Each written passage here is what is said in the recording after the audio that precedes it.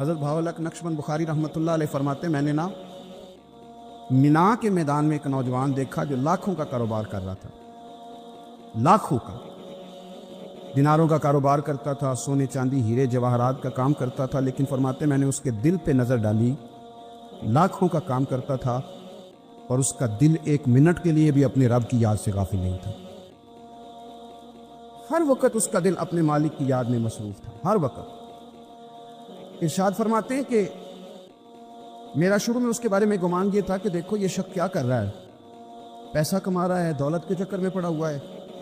فرماتے ہیں کہ پھر میں نے ایک اور منظر دیکھا، ایک اور رنگ میں نے دیکھا کہ وہ کما رہا تھا، اور پھر اختتام حج میں نے دیکھا کہ جو کمایا تھا سارا اللہ کے بندوں پہ خرچ کر رہا تھا۔ آپ اور میں، ہم نے دیکھنا صرف یہ ہے کہ کہیں ایسا تو نہیں ہے کہ دولت میں الجھ گئے ہیں۔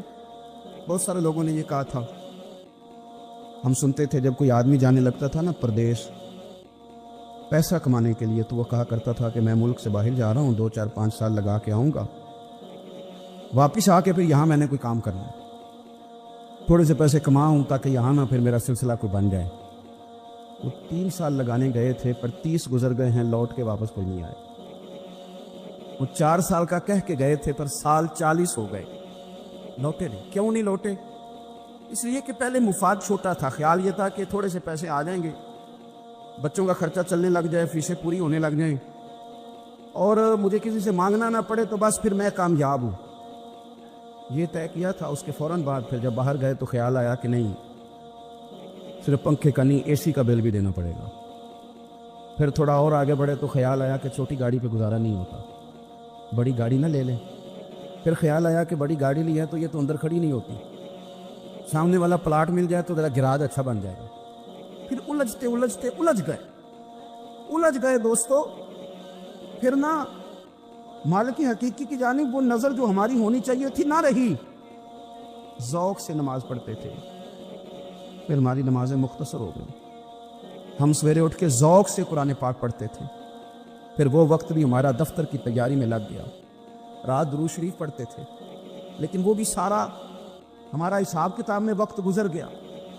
ہم نے یہ سمجھا ہی نہیں کہ دولت کارخانہ نہیں دیتا، دولت سیٹ صاحب نہیں دیتے، دولت آپ کو آپ کی فیکٹری نہیں دیتی، دینے والے تو رب کریم کی ذات ہے۔ تو جہاں سے آنا تھا وہاں توجہ دینی چاہیے تھی کہ جہاں صرف ایک سبب تھا، ذریعہ تھا۔ حضرت اویس کرنی رضی اللہ تعالیٰ عنہ، ہمارے صوفیاء میں ایک لفظ بولا جاتا ہے فقر بوزر، یعنی کچھ لوگ ایسے ہیں جو سیدنا ابو ذر غفاری رضی اللہ تعالیٰ عنہ کے طریقے پہ چلتے ہیں۔ ایک لفظ بولا جاتا ہے فقر بوزر، کچھ لوگ فقر بوزر کے قائل تھے، اسی مزاج کے قائل تھے حضرت سیدنا اویس کرنی رضی اللہ تعالیٰ۔ ان کے ذہن میں ایک بات بیٹھ گئی تھی کہ یار دینے والا اللہ ہے، دینے والا عزت بھی اللہ دے گا، رزق بھی اللہ دے گا۔ بلکہ امام غزالی رحمۃ اللہ علیہ نے تو حدیث لکھی ہے، آپ فرماتے ہیں کہ نبی پاک صلی اللہ علیہ وسلم نے فرمایا جس نے بندوں سے عزت تلاش کی رب اسے رسوا کر دے گا۔ جو سیاست کر کے عزت حاصل کرنا چاہتا ہے، جو اس طرح کا ماحول بناتا ہے کہ میں کوئی ایسے کام کروں کہ لوگ میری واہ واہ کریں، لوگوں سے عزت کا حصول کرنے والے کو رسوا کر دیا جاتا ہے۔ عزت در اصل وہی ہے جو رب کریم عطا فرماتا ہے۔ میرے عزیز دوستو، آپ اپنی توجہ، دل کی توجہ، روح کی توجہ اپنے مالک کی جانب جب کر لیتے ہیں، غفلت کا پھندا اتار دیتے ہیں، اور ہر وقت غلبہ رکھنا پیسوں کا، ہر وقت اسی میں سوچنا، اسی میں محو ہو جانا، پھر آپ کا ذہنی نقصان ہوتا ہے۔ پھر آپ کی روح جو ہوتی ہے وہ بے چین رہنے لگتی ہے۔ پھر ایسے بھی غریب دیکھے جن کے پاس پیسے ہیں، پیسوں کے علاوہ کوئی شے بھی نہیں۔ پھر ایسے بھی تنگ دست دیکھے کہ جن کے پاس جائیدادیں بڑی ہیں اور ان کے پاس رات کو سکون سے سونے کے لیے وقت کوئی نہیں۔ عزیز بھائی، حضرت اویس کرنی رضی اللہ تعالیٰ عنہ کی ملاقات ہو گئی حضرت حرم بن حیان کے ساتھ، یہ بھی تابعی ہے۔ حضرت حرم بن حیان رحمۃ اللہ علیہ کہتے ہیں، یہ نا ہم تو خیر بڑی ساری باتیں سنتے ہیں تو نصیحت نہیں نہ حاصل کرتے، ویسے بھی یہ دور تقریریں کرنے، تقریریں سننے کا ہے۔ جو عمل کرنے والے لوگ تھے ان کا کیا طریقہ تھا کہ وہ ایک دو جملے کافی تھا، علم و بس کریو یار، وہ ایک کوئی حرف تینوں درکار، جملہ ایک بھی تیرے لیے کافی ہے، لیکن شرط یہ ہے کہ تو عمل کا ارادہ رکھتا ہو، تیرا خیال ہو کہ عمل کرنا ہے۔ وہ لوگ نا مختصر سی باتیں کرتے، مختصر سی نصیحتیں کرتے، لیکن وہ اخذ جلدی کرتے، اس میں سے اپنے لیے خیر جلدی تلاش کرتے، حضرت حرم بن حیان کی ملاقات ہوئی حضرت اویس کرنی رضی اللہ تعالیٰ عنہ کے ساتھ. تو حضرت حرم بن حیان کہتے ہیں میں نے عرض کی حضور میں کسی ملک میں جا کے رہنا چاہتا ہوں, کہیں سکونت اختیار کرنا چاہتا ہوں, یہاں سے ہجرت کرنا چاہتا ہوں, تو مجھے کوئی آپ مشورہ دے میں کہاں جاؤں. تو فرماتے ہیں کہ میں نے جب یہ سوال کیا تو حضرت اویس کرنی نے مجھے اشارہ دیا, فرمانے لگے ملک شام چلا جا. کہتے میں نے اگلا سوال کیا حضور وہاں جا کے کاروبار کیا کروں گا, رہوں گا کیسے, کھاؤں گا کہاں سے. تو فرماتے ہیں حضرت اویس کرنی نے رومال اٹھایا, کندھے پہ رکھا اور چلنے لگے. میں نے کہا حضور آپ نے سوال کا جواب ہی نہیں دیا. تو فرمانے لگے جس دل کو ابھی تک یہی یقین نہیں آیا کہ روزی کون دیتا ہے اسے میں نصیحت کیا کروں. میں تجھے نصیحت کروں جسے آج تک یہی نہیں پتا کہ روزی کون دیتا ہے. تو ابھی تک اپنے دل کو پکا ہی نہیں کر پایا کہ روزی رب دیتا ہے. او خدا کے بندے کیا نصیحت کروں تو ابھی تک یہاں اڑا ہوا ہے. تیرا جو توکل ہے وہ مضبوط ہونا چاہیے, تیرا بھروسہ اپنے رب کی ذات. تو غافل ہو گیا اللہ سے, تو نے اسباب پر بھروسہ سارا کرنا شروع کر دیا. اسباب اختیار کیے جاتے ہیں, بھروسہ رب کریم پہ کیا جاتا ہے. ہماری جو غفلت ہے نا وہ بھلا کیوں ہوئی ہے؟ وہ اس لیے ہوئی ہے کہ پیسے کسی کو بھی برے نہیں لگتے. پتہ نہیں ان میں کیا کشش ہے. یہ نہ آپ کسی جگہ بھی ان کا نام لے لیتے ہیں, یہ کسی جگہ بھی آ جاتے ہیں تو یہ برے لگتے ہی نہیں. یہ جناب بڑی بڑی فقیری کا دعویٰ کرنے والے اور لوگوں کو طریقت اور تصوف کا درس دینے والے ان کو بھی اچھے لگتے ہیں. یہ تو جناب جو لوگوں کو کہہ رہے ہیں فقیر ہو جاؤ فقیر ہو جاؤ, وہ خود امیر ہوتے جا رہے ہیں. یہ پتہ نہیں ان میں کیا ہے ایسا خاص. ہمارے ایک استاد تھے تو مزاج میں بڑی ظرافت تھی, حالانکہ بڑے اللہ والے بندے تھے.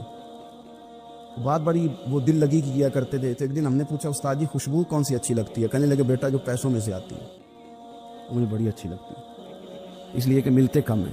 ہمارا نا جب اس طرح کا ذوق بن جاتا ہے نا, آپ مزاج بنا لیتے ہیں پیسوں کا. لوگ سمجھتے ہیں کہ غریبی کا ڈر شاید زیادہ ڈر ہے, لیکن کبھی آپ دروازہ رسول پہ جائیں نا تو حضور نے تو کوئی اور ڈر بیان کیا.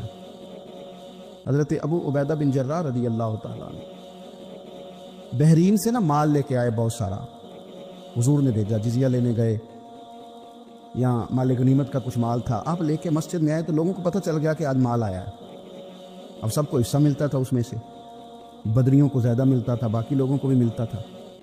تو فجر کی نماز کے بعد لوگ گھروں کو جایا کرتے تھے, لیکن آج پتہ چلا نا مال آیا. تو یہ سیاستہ میں حدیث موجود ہے, سب لوگ مسجد میں بیٹھے رہے. حضور علیہ السلام نے فرمایا تمہیں پتہ چل گیا مال آیا ہے؟ عرض کی حضور ہاں. فرمایا تمہیں بانٹنے لگے ہیں, دینے لگے ہیں. ہم نا غریبی سے ڈرتے ہیں, ہم اپنے بچوں کے لیے دعا کرتے ہیں ان پہ غربت نہ آئے, ہم اپنے بہن بھائیوں کے لیے دعا کرتے ہیں ان پہ غربت نہ آئے. کرنی چاہیے, لیکن ذرا اس حدیث کے مفہوم کو بھی دیکھیے گا. نبی پاک صلی اللہ تعالیٰ علیہ وآلہ وسلم نے فرمایا تمہیں دینے لگے ہیں, مال آ گیا ہے, لیکن میرے قریب نے اپنی امت کے لیے جس چیز کا ڈر محسوس کیا وہ کیا ہے؟ حضور کے دل میں کس چیز کا خدشہ تھا وہ کیا ہے بیان کیا. حضور فرمانے لگے لوگو مجھے تم پر غربت کا ڈر نہیں, یہ ڈر نہیں کہ تم غریب ہو جاؤ گے, بلکہ مجھے تو ڈر ہے کہ تم پر دولت پھیلا دی جائے گی, تم زیادہ مالدار ہو جاؤ. خوف غریبی کا نہیں, خوف تمہارے مال کا ہے. اور حضور فرماتے ہیں کہ پھر تم انہی باتوں میں مبتلا ہو جاؤ گے جن میں پرانی امتیں مبتلا ہوئی تھی, اور جب وہ اللہ کی نافرمانی میں مبتلا ہوئی تھی تو پھر وہ ہلاک کر دی گئی تھی. مجھے ڈر ہے, مجھے ڈر ہے. ہاں جہاں دولت آتی ہے وہاں سستی بھی آتی ہے, جہاں دولت آتی ہے وہاں معاذ اللہ عیاشی بھی آتی ہے, جہاں دولت زیادہ آ جاتی ہے وہاں پھر لوگ ہر چیز کو دولت میں تولنے لگتے ہیں. جہاں دولت زیادہ آتی ہے میرے بھائی پھر لوگ سمجھتے ہیں کہ ہر چیز میں خرید لوں گا, پھر لوگوں کے ذہنوں کے اندر اس طرح کا فطور آتا ہے. حضور نے فرمایا مجھے ڈر ہے تمہارے دولت مند ہونے کا, ڈر ہے دولت مند ہونے کا. یارو اپنے پیسوں سے ڈرا کرو, اپنی جائیدادوں سے ڈرا کرو, اپنے مال سے ڈرا کرو. وہ ہم نے جو بڑے بڑے محلات تعمیر کرنے شروع کیے ان سے ڈرا کرو, اس لیے کہ حضور نے فرمایا مجھے ڈر ہے. حضرت ابو بکر صدیق رضی اللہ تعالیٰ عنہ تشریف فرما تھے. ہمارے نا بچے بہت زیادہ آسانی مانگتے ہیں. اقبال نے کہا لہو مجھ کو رلاتی ہے جوانوں کی تن آسانی. جب میں جوانوں کا مزاج دیکھتا ہوں نا کتنے آرام پسند ہو گئے ہیں تو پھر میری آنکھوں سے لہو بہتا ہے. لہو مجھ کو رلاتی ہے جوانوں کی تن آسانی. ان کا وجود اتنا آسانی کا ماحول لینا چاہتا ہے, ذرا سی بھی کوئی تکلیف آپ دیکھ لیں, لائٹ بند ہو جائے تو مصیبت کھڑی ہو جاتی. کسی جگہ چند منٹ کے لیے آدھے گھنٹے کے لیے ٹریفک بند ہو جائے تو مثلاً کیا ہو جائے گا، لیکن یہ کہ طبیعتوں میں تلخی، اور جب وہ گاڑیاں آہستہ آہستہ چلتی ہیں تو ایک دوسرے سے آگے بڑھنے کی وہ شدت، وہ ہمارے مزاج میں ایک دوسرے کے بارے میں دل میں بڑے بڑے جملے، کیوں؟ تو اس لیے کہ ہماری طبیعت آسانی پسند ہے، ذرا سی بھی کوئی رکاوٹ ہم نہیں برداشت کرتے، تھوڑی دیر کے لیے ٹھہرنا پڑ جائے ہمارے لیے بڑا مشکل کام ہے۔ داتا صاحب رحمۃ اللہ علیہ نے کشف المعجوب کے اندر لکھا ہے کہ صوفیاء کا ایک گروہ ایسا گزرا ہے جو ملامتی کہلاتے ہیں، ان کو لوگ برا کہیں تو وہ خوش ہوتے ہیں، وہ سمجھتے ہیں جب لوگ تنقید کرتے ہیں تو نفس پہ بوجھ پڑتا ہے، جب کوئی دل توڑتا ہے تو اللہ کی بارگاہ میں رونا آسان ہو جاتا ہے۔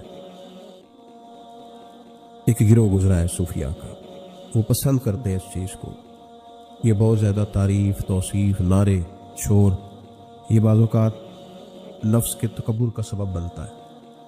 آپ ملاحظہ کر لیں، حضرت ابوبکر صدیق رضی اللہ تعالیٰ عنہ سے یہ سلسلہ چلا ہے، کس قدر زیادہ تانے تھے ان کے لیے، کتنی زیادہ آزمائش تھی ان کے لیے، کتنا زیادہ پریشانی کا سامان تھا، لوگ کیا کچھ کہتے تھے، اور پھر یہ سلسلہ تمام صحابہ کے لیے اسی طرح رہا۔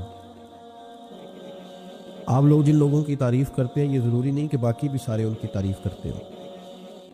امام علی مقام سیدنا امام حسین رضی اللہ تعالیٰ عنہ کا ہم دن مناتے ہیں، پوری امت مسلمہ امام حسین رضی اللہ تعالیٰ عنہ کی عظیم قربانی کی یادگار مناتی ہے، تو سارے کلمہ گو تو ایسا نہیں کرتے۔ آج بھی ڈھیروں لوگ ہیں جو تانا دیتے ہیں، اس کو سیاسی جنگ کہتے ہیں۔ دین کے لیے یہ جو آزمائش رہی، یہ جو تانا رہا، یہ جو تنقید رہی، یہ اس کا حسن رہا، یہ چیز اس کو نکھارتی ہے، یہ اس کے اندر تازگی پیدا کرتی ہے۔ جب آپ کو راہ دین میں کوئی برا کہتا ہے تو آپ کے لیے وہ چیز مزید حسن کا سامان پیدا کرتی ہے، آپ کے لیے مزید بہتری ہوتی ہے۔ داتا صاحب رحمۃ اللہ تعالیٰ علیہ نے خود لکھا ہے، داتا صاحب فرماتے ہیں کہ ایک طریقت کا ایک مسئلہ میرے لیے بن گیا تھا۔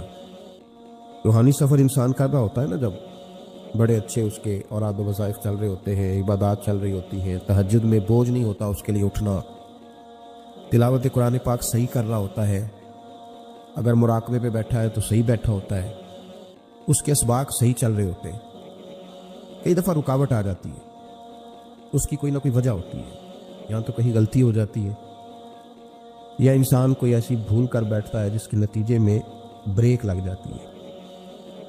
داتا گنج بخش علی حجویری رحمۃ اللہ تعالیٰ علیہ ارشاد فرماتے ہیں کہ میرا طریقت کا کوئی مسئلہ بن گیا، روحانی سفر جو میں طے کر رہا تھا۔ آج کل تو خیر سارے لوگ طے کر کے بیٹھے ہوئے نا، ہم سارے سفر، ہم تو مسافر ہیں ہی نہیں، ہم نے تو مکمل کر لیا سفر۔ ہم تو گفتگو کرتے ہیں تو ایسے لگتا ہے کہ جیسے طریقت کے اماموں میں ہمارا نام لکھا جائے گا، بالکل ہم کوئی ماحول ہی نہیں ایسا کہ کوئی سیکھے، کوئی پوچھے، کوئی سوال کرے، کوئی آگے بڑھنے کی کوشش کرے، مزاج نہیں رہا ہمارا۔ تو داتا صاحب کہتے ہیں میں ایک روحانی مسئلے میں الجھ گیا تھا، تو میں نے بڑے اوراد کیے، وظائف پڑھے، بڑا میں نے اللہ اللہ کی، بڑا کچھ کیا، جو ممکن تھا میں نے کیا، کئی مزارات پر حاضری بھی دی، صدقات و خیرات بھی کیے، لیکن وہ میرا مسئلہ حل نہیں ہوتا تھا۔ وہ ایسا مسئلہ تھا جو الجھ گیا، مجھ سے حل نہیں ہو رہا تھا۔